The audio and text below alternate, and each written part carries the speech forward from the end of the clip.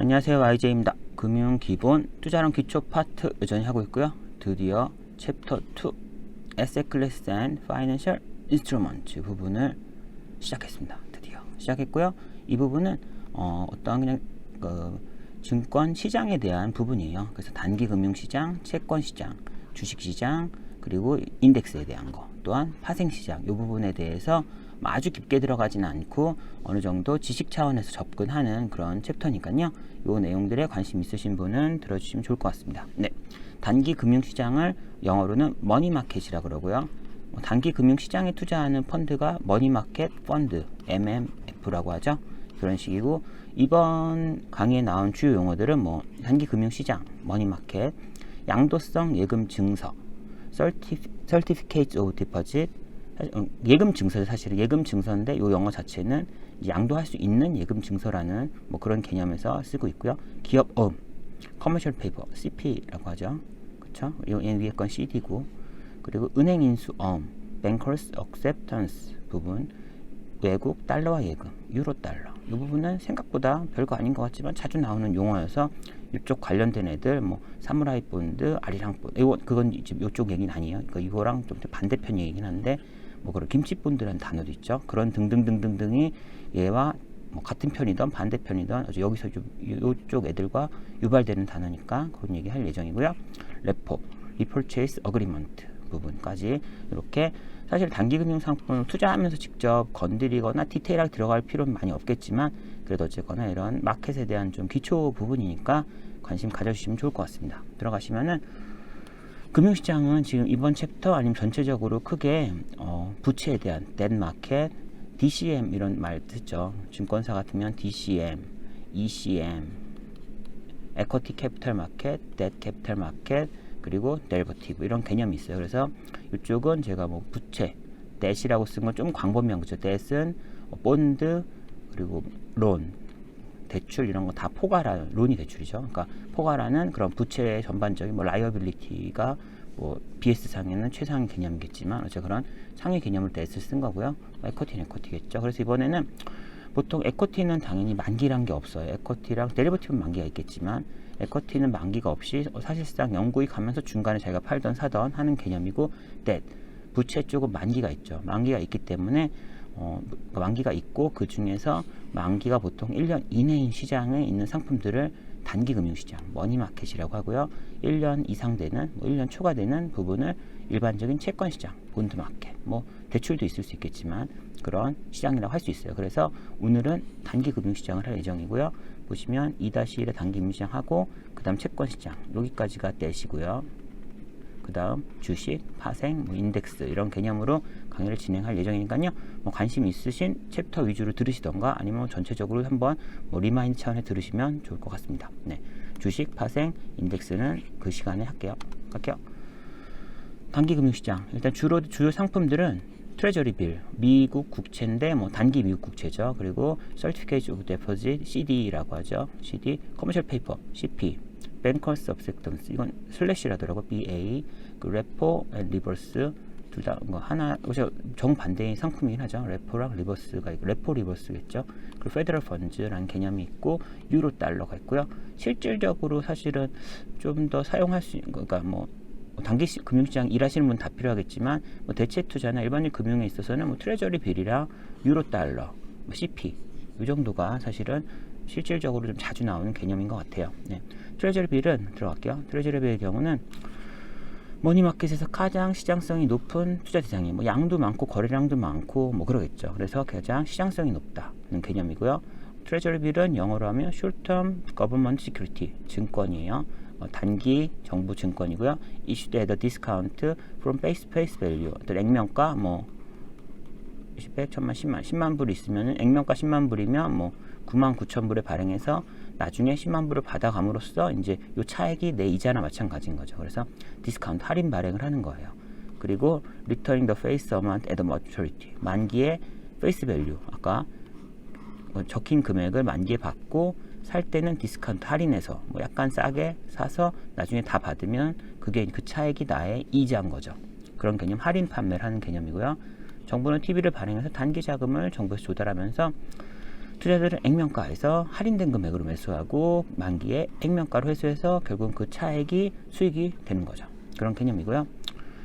TV에 대해서 한번 그냥 디테일하게 들어가 보면은 뭐 여기까지 사실 실무적으로 전 들어간 적은 없었는데 이번에 제가 한번 가보시죠. TV는 보통 4주, 13주, 16주, 52주의 만기로 발행되면서 투자자들은 발행 시점에 재무부, 트레저리, 미국 재무부라고 해요.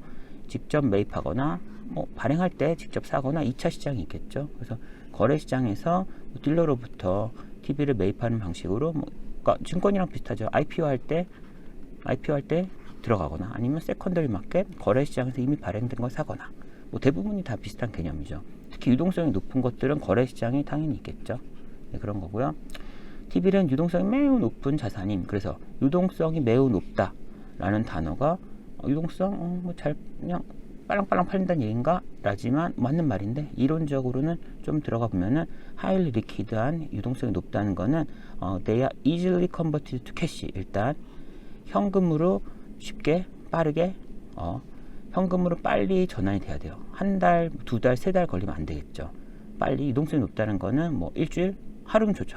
하루 만에 당장 오늘 현금화할 수 있는 그런 게 일단 유동성이 높은 거고요. and 그리고 sold at low transaction cost. 거래 비용도 적게 발생해야 돼요.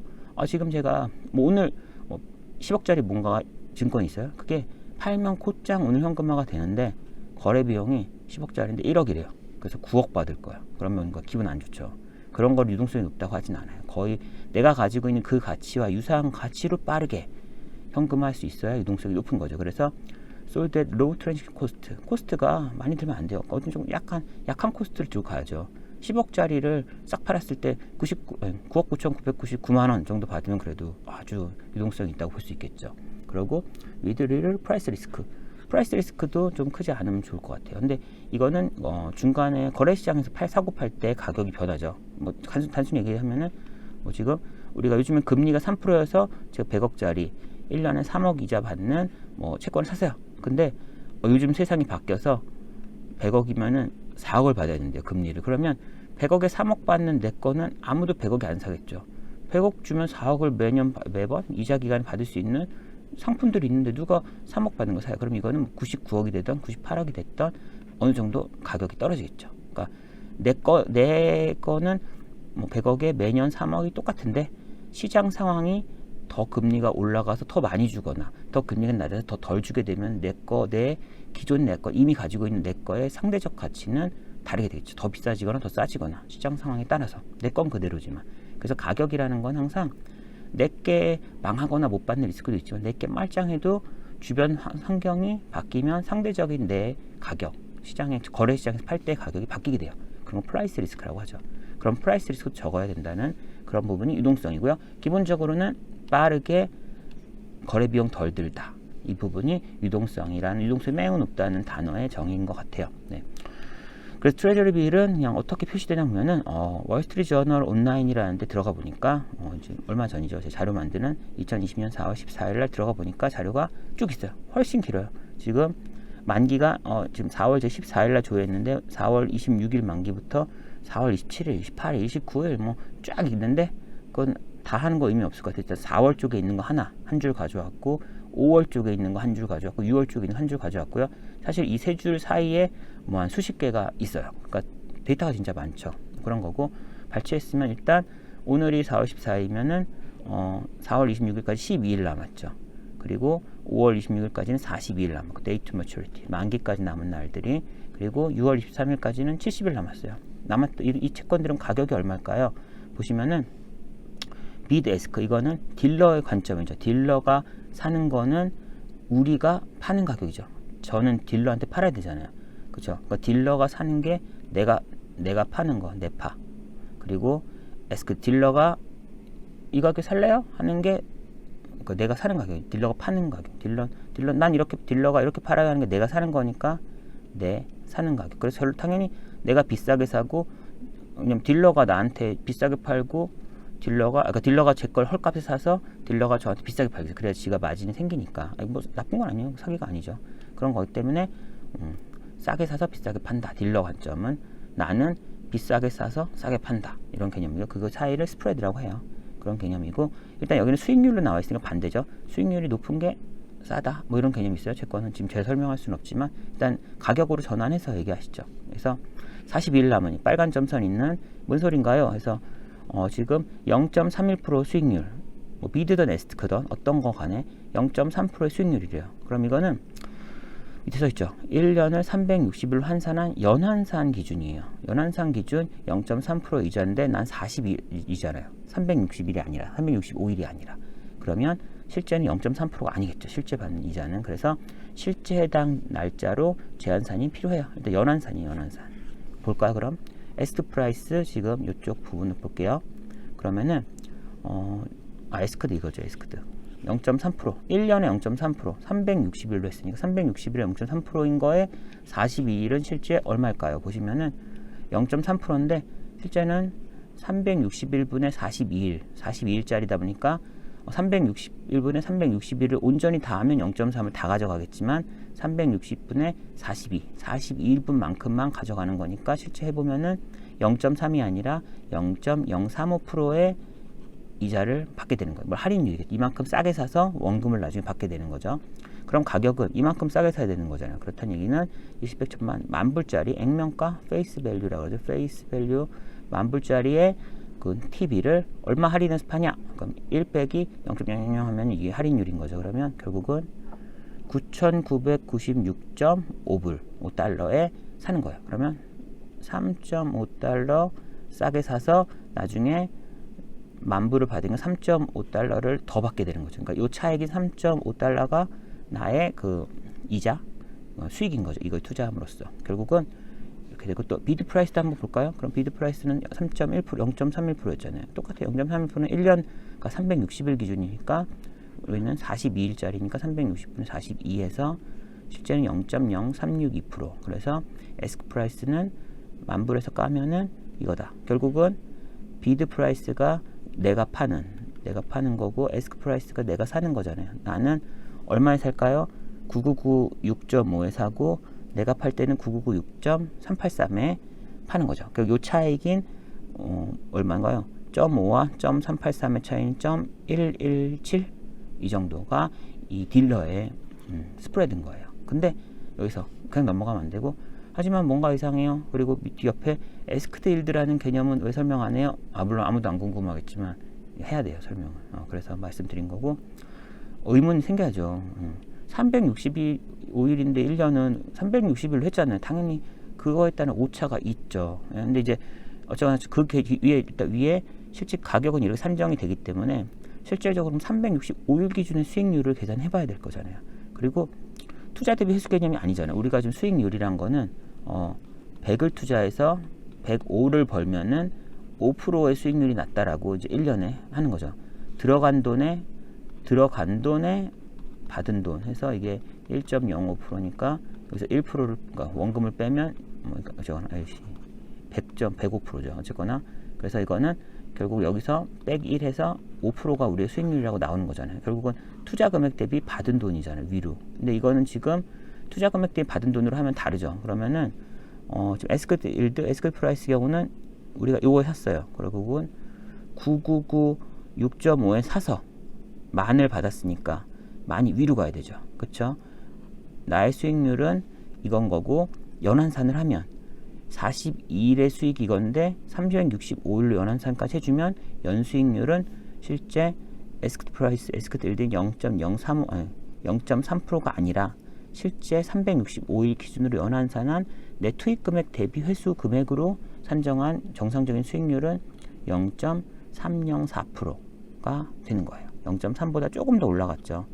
그런 개념인 거고 이게 에스크드 일드예요. 에스크드 일드라는 녀석이 실제 투입 원가 대비 수익의 365일 베이스로 재산정한 값인 거고요.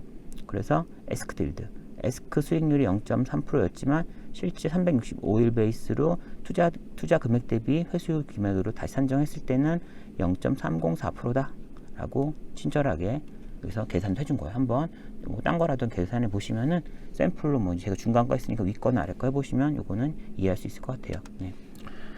그리고 딴 놈은 이렇게 계산하는 거 없어요. 지금 TV에서 좀 시간이 걸렸지만 CD, CP에서는 이 정도 아니고요.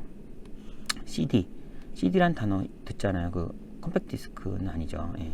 CD CD라는 개념은 금융에서는 양도성 예금 증서, 예금 증서죠. 예금 증서가 CD고 그게 양도가 가능하니까 양도성이란 말을 붙인 거예요. 양도 안 되는 건 양도성 예금증서 아니겠죠. CD고 기업 어음, CP, 커머셜 페이퍼. 예. 그렇고요. 전 어느 날 코퍼레이션 페이퍼라고 생각했었는데 커머셜이더라고요. 제 영어가 약했어요. 네. 그래서 CD, CP에 대한 내용을 간단하게 할 예정이고요. Certificate of Deposit, Commercial Paper. 그러면 CD는 정기예금의 Time Deposit. 정기예금이란 건 언제든 찾는 게 아닌 거죠. 정기예금은 정해진 기간 내에는 인출이 자유롭지 않은 예금. 1년 정기예금은 1년 뒤에 제가 이자를 받아 찾아가는 거지 30일 뒤에도 찾고 뭐 60일 뒤에 찾고 마음대로 찾는 건 아니잖아요. 기간을 정한 예금이잖아요. 물론 이자 안 받을 생각하면 다시 깰 수는 있겠지만 정상적인 이 서로 간의 계약을 이행하려면 이자를 다 받으려면은 해당 타임 내에는 인출이 안 되죠. 예금이니까, 정기예금이니까. 정기예금이라는 개념이고요. CD는 정기예금으로 정해진 기간 내에 인출 자유롭지 않은 예금이래요. 결국은 은행은 이자 및 원금을 예금자에게 CD 만기 시점에 지급해요. 그렇죠? 뭐 1년짜리 가입했으면 1년 딱 그 시점에 지급하는 거죠. 이자랑 원금을 합쳐서. 그리고 통상적으로 일시백 10만 불 단위 이상으로 발행된대요. CD는. 그리고 투자자의 경우 만기 전 현금이 필요하면은 만기에 이자를 받으니까 대신 CD라는 거는 여기서는 양도가 가능하잖아요. 결국은 내가 지금 100일 뒤에 뭐 10억을 받을 거를 갖고 있으면 이거를 뭐 할인해서 예를 들어 9.5억 이 정도라도 100일 뒤에 10억 받을 생각하고 이걸 사는 사람이 있겠죠. 어차피 이거는 은행의 크레딧으로 지급이 보증되니까 매우 뭐 트리플 A급인 거죠. 결국은. 그러다 보니까 이걸 거래가 가능해요. CD는. 그래서 만기가 아직 안 됐어도 이건 지금 만기에 답한다는 단점이 있지만 거래 시장이 존재하기 때문에 만기에 안 갔으면 약간 할인해서 팔면 되는 거죠. 그래서 만기 이전의 경우에 현금 필요한 경우 CD 자체를 투자자한테 매각해서 해당 지원 확보할 수 있어요. 세컨더리 마켓을 쓸 수 있다는 거죠.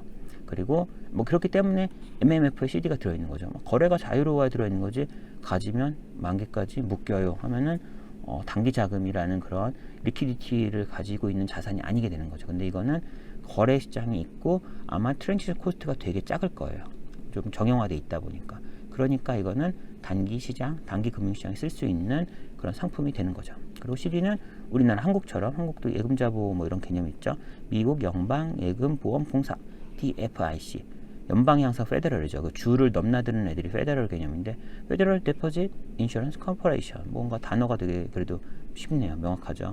지급 불능 시에도 일시 100, 1000만, 10만, 25만 불까지 보호받을 수 있대요. 그런 개념이 미국도 비슷하거나 어쩌거나 CD는 거래되는 단기 시장에 사용되는 상품이구나 라는 거고요. CP, 커머셜 페이퍼는 이거는 제가 카피 앤 페이스트 했네요. 당연히 이 단어가 아니죠. 죄송해요. 완전 죄송해요. 이거는 X 그렇고요. 커머셜 페이퍼는 일반적인 기업들은 장기 단기에서 당연히 모두 차입을 해요. 기업이 보통 돈을 빌리고 이런 개인들이 저축이나 이런 것 등의 그 재원들을 공급자하고 얘네는 쓰는 사람이죠. 차입자죠. 그렇게 되는데 어쨌거나 그러니까 신용등급이 있는 대형사는 괜찮은 애들은 단기 자금도 은행에서 그냥 대출 금리를 뭐 자기에 따라서 올려서 받는 거. 작은 기업이면 더 높은 금리 주거래은행한테 보통 받겠죠. 뭐 담보를 제공하든지 해서. 근데 신용등급이 좋은 괜찮은 대형사들은 은행 대출이 아니더라도 금융시장에서 무보증 단기 채권 형태로 조달할 수 있대요. 무보증이라는 건 담보 같은 거 제공할 필요 없이 그냥 자기의 신용으로만 채권을 발행할 수 있대요. 이를 기업 어음이라고 단기 시장에서 발행하는 걸 기업 어음이라고 하고요. 이것도 할인 발행하죠. 쿠폰을 받는 게 아니라 아까 TBL이나 이런 것처럼 할인 발행하는 개념이고요. CP는 보통 10만 불 단위로 만기 270일 이내로 발행. 미국 얘기예요. 지금 이 책도 그렇고 미국 베이스 책이기 때문에 원래 이렇다 저렇다 하지만 외국은 다르다. 이 개념은 원래는 미국이 원래 그렇다는 거고 외국은 이래요는 미국이 아닌 나라는 이래요라는 개념이에요. 주어가 모두 미국임을 한정하고 있어요. 그래서 좀 생각을 해주시면 될 것 같고요. 한국이라고 생각하면 안 되죠. 제가 한국 사람이어도 일단 좀 미국 책을 가지고 하고 있으니까 이런 거고 만기 270일 이내로 발행되는데 그 이유는 턱인 만기는 증권거래소, 미국 증권거래소로 말하는 거죠. 한국이 아니라. 미국 내의 규제는 어쨌거나 270일 이상은 증권거래소 등록해야 돼서 잘 하지 않는데요. 저희 나라는 정확히 규정을 모르지만 예를 들어 우리나라가 364일까지는 등록 안 하고 365일부터는 뭔가 해야 된다면 저희는 364일까지가 대부분이겠죠. 뭐 그런 개념이겠죠. 나라의 규제에 따라서. CP는 대부분 S&P는 신용평가 등급을 받아요. 단기 등급이 있잖아요. 보시면은 뭐 예를 들어 우리 장기채가 뭐 트리플 A라는 개념, 더블 A 개념이 있으면은 단기 쪽은 A1, A2, 뭐 A3 이런 식의 단기채 평가한 또 레이팅 방식이 있죠. 그런 식으로 신평 등급을 받고요. CP 수익률은 상당 부분 이 CP의 신용 등급과 자녀 만기 이 두 개에 의한 뭐 어느 정도 함수가 된다고 해요. 그래서 신용 등급이 높으면 수익률이 이자율이 낮겠죠.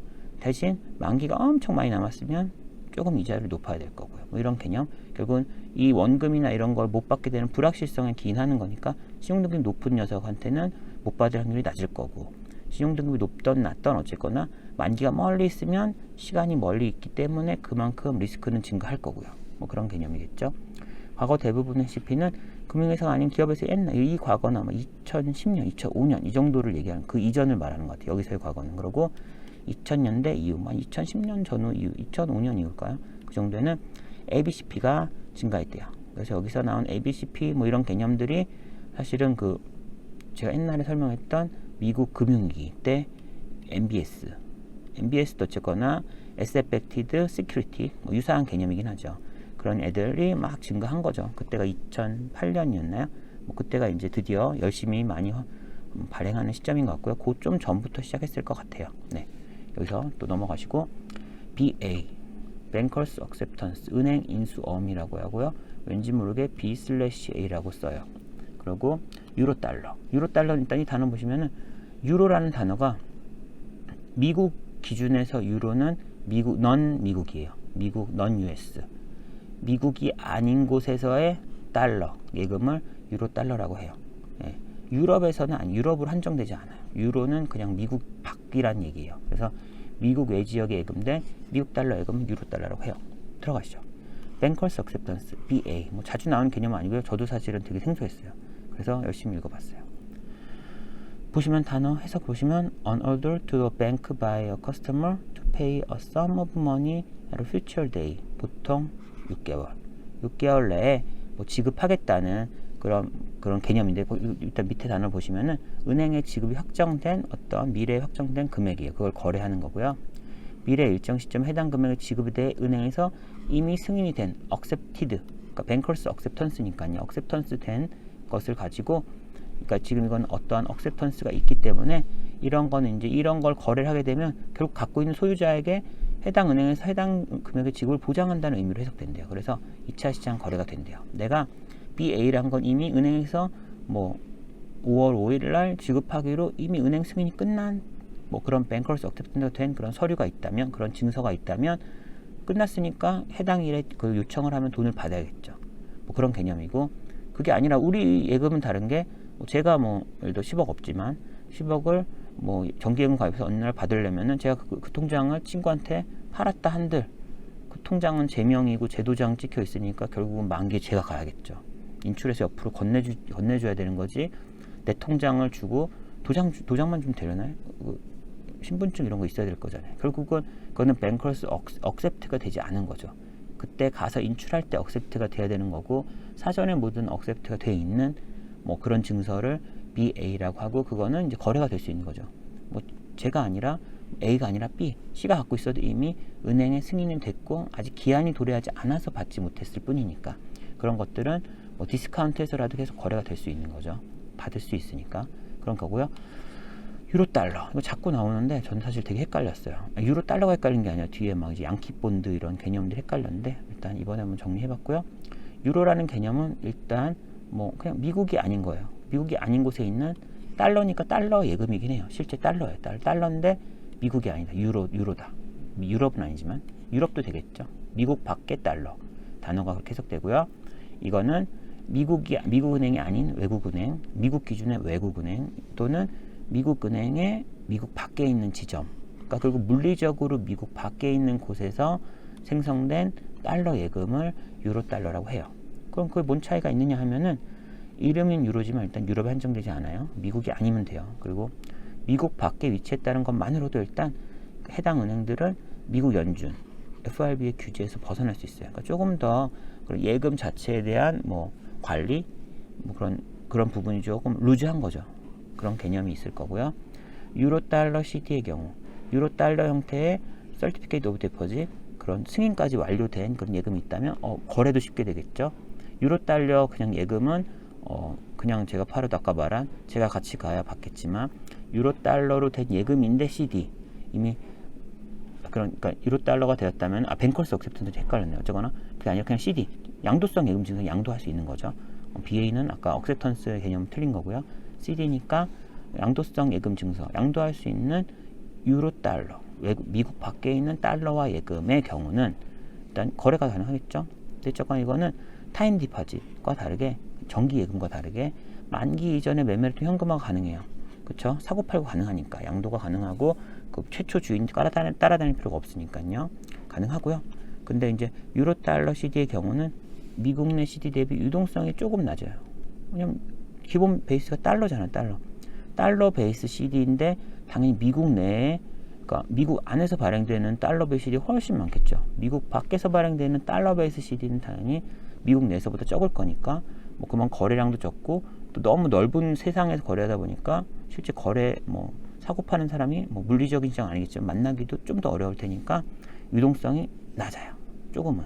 그리고 리스크는 조금 더 존재해요. 이 얘기는 뭐 신용 등급에 대한 내용이랑 좀 비슷할 수도 있을 것 같아요. 해당 금액을 지급을 뭐 보증하는 것들이 또 미국 밖에 있기 때문에 리스크가 뭐 사실은 더 리스크가 낮을 수도 있겠지만 전반적으로 미국에서 봤을 때 리스크가 조금 더 높다고 보는 것 같아요. 제 생각은. 그래서 조금 더 유동성이 낮고 유동성이 낮으니까 뭐 거래 비용 좀 더 들 수 있고 아니면 조금 더 늦게 팔릴 수도 있겠죠. 그렇게 리스크가 더 있으니까 이건 단점이지만 단점을 금융시장이라기 보니까 단점을 상쇄할 만큼 대신 수익률을 조금 더 주겠죠.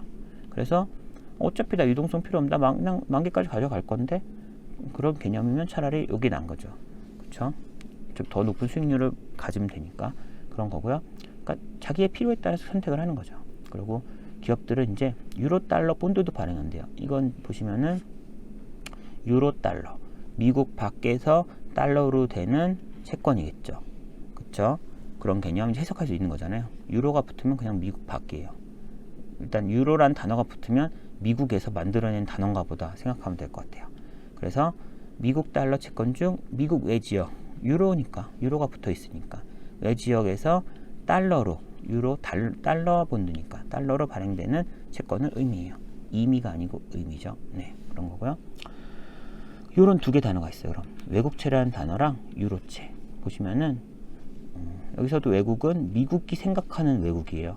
저희가 생각하는 외국이 아니라 미국이 생각하는 외국이고 미국이 생각하는 유로예요. 일단 보시면은 외국채라는 단어는 채권 발행 국가와 발행 통화가 일치되는 채권. 그냥 외국에서 그러니까 미국 사람들이 보기에 외국에서 외국 돈으로 발행하는 채권을 외국 채권이네. 한국에서 달러로 발행하는 채권, 한국에서 원화로 발행하는 채권 미국 애들 보기에는 외국채네. 한국이 발행한 외국채네. 그냥 외국채인 거예요. 그 나라에서 그 나라의 통화로 발행하는 게 뭐 외국채인 거죠. 미국이 보기에는 그런 거고 유로채는 해당 채권 발행 국가랑 사실은 발행 통화가 다른 채권. 지금 유로 달러라고 그러지 않았잖아요. 그냥 유로채라고 했잖아요. 유로채는 기본적으로는 채권 발행 국가와 통화가 다른 채권이에요. 그래서 보시면은 아리랑 본드라는 단어랑 김치 본드라는 단어가 둘 다 같은 놈일 것 같지만 아리랑 본드는 외국채, 채권 발행 국가와 발행 통화 일치되는 채권. 그럼 아리랑 본드는 채권 발행 국가 한국이고 발행 통화는 원화인 거죠. 한국에서 원화로 발행되는 외국 기업이든 국내 기업이든 국내는 한국 기업이든 이렇게 한국에서 원화로 발행하면 그거를 뭐 아리랑 본드라고 부르는 거고요. 그러면 유로채.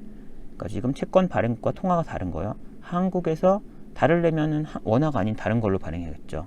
한국에서 달러 등 외국 통화로 발행하는 채권은 김치 본드예요. 얘는 유로채인 거죠. 외국채가 아니라. 그래서 원화 베이스로는 아리랑 본드랑 김치 본드가 다르고 외국채로 나오는 주요 단어들은 해당 국가와 달러가 일치되는 거죠. 그래서 양키 본드, 미국에서 미국 달러로 발행하는 거, 사무라이 본드, 일본에서 일본 엔화로 발행하는 거, 불독 본드, 영국에서 영국 파운드로 발행하는 게 이제 다 외국채로서 미국이 보기엔 미국 밖이니까 외국채죠. 근데 양키 본드 외국채 아니겠는데? 그렇죠. 신기하네요. 어쨌거나 이런 단어들이 있습니다. 넘어가시면 마지막이네요. 레프 앤 리버스 페더럴 펀즈 그렇고요. 여기 또 제가 또 안 고쳤네요. 죄송해요. 이게 요거 작성할 때 제가 퇴근하고 남아서 사실 하고 있었는데 막 사람들이 갈구더라고요. 퇴근하고서 회사에 앉아서 아무리 퇴근했지만 일 안 하고 왜 이런 거 만들고 있냐고. 그래서 저는 해도 될 것 같은데 어쨌거나 그래서 찔렸나? 약간 욱해서 못 고쳤어요. 그리고요 보시면은 레포스 앤 리버스, 레포 자체가 리퍼체이스 어그리먼트를 레포라고 하고요. 그러면 또 이런 레포의 리버스 한 거를 반대인 거죠. 반대 레포를 리버스라고 해요. 네.